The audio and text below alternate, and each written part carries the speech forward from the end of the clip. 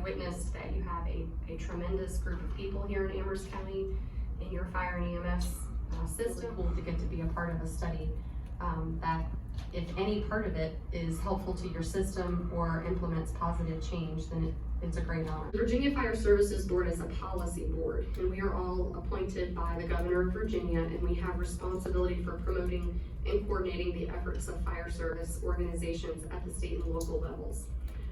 And then the Code of Virginia allows for us to come and do fire and EMS studies at the request of locality. Obtaining a fire and EMS study begins with your request from the locality level, and then that we come in as a board and vote on that request to accept it.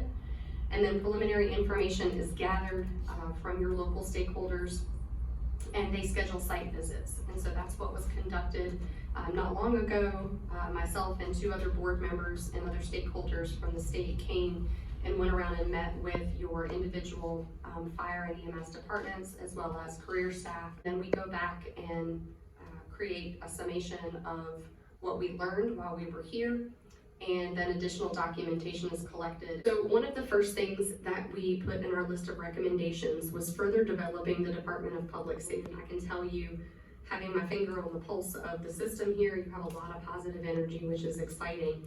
But we saw an opportunity for you to clarify language, to clearly define authority to rest with the Director of Public Safety. Another suggestion that we made was considering reorganizing the department into divisions.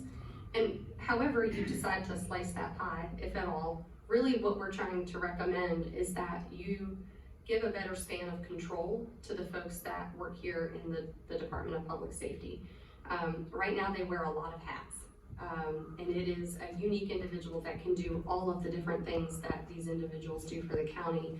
And so as there's growth and as the landscape shifts, it's going to be important that that span of control is tenable for them. Another recommendation that we made was the implementation of a county volunteer program. This is something that we're seeing across the country. We're experiencing a tremendous decline in volunteerism, not just in fire and rescue, but in practically every arena where volunteers are present. Even after organizations perhaps fold or cease to exist, there are sometimes still very engaged people that want to be helpful. They still want to volunteer, but perhaps there's not enough individuals or interest to keep an organization intact. And we want to make sure those people still have a way to be useful, to be valued, and to be plugged into the system in the county. Another recommendation was creation of a dedicated fire marshal position.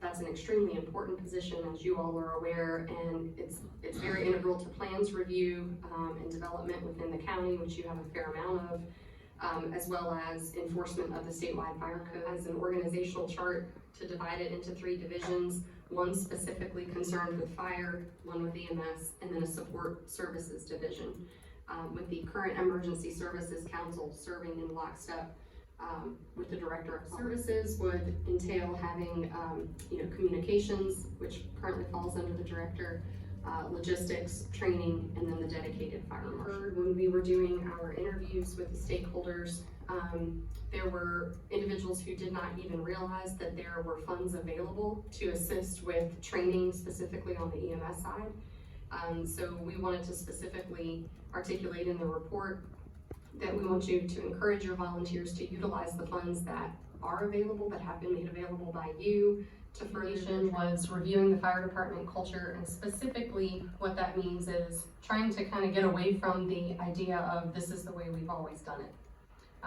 We are learning all over the United States, and specifically in the Commonwealth, that the way that we did things 20 years ago is not going to be helpful moving forward in the world that we're facing today and in the future. We try to capture all of the different focus areas that were requested of us when the study was requested by the board, or only recommendations. There's some very expensive items in these recommendations that we're going to have to grapple with and determine what we want to move forward on and what we don't want to or can't move forward. I won't say there were any real big surprises. I appreciate your time, board. What my recommendation would be is to disseminate this report to the different agencies, let them review it, and then to get with our, Chief of Public Safety, Mr. Bean, and maybe have a